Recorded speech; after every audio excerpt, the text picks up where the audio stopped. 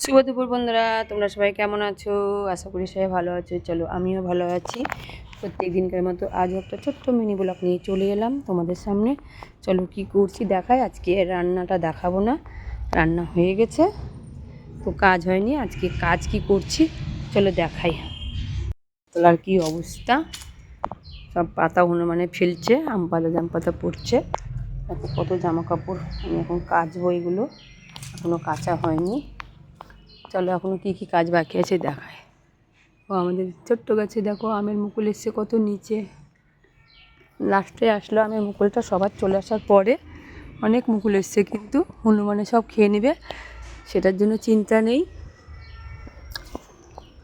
দেখো এখনও ঘর মোছা বাকি, দেখো জল লাঠি নিয়ে চলে এসেছি, ঘর মোছাটাও বাকি আছে, ঘরটা মুছবো,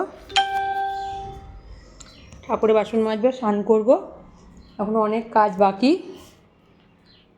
ঘরটা মুছতে মুছতে লেবুটা খাবো, ফ্রিজে রেখেছিলাম, লেবুটা ঠান্ডা জন্য একটু রোদে রেখে দিচ্ছি, গরম করছি।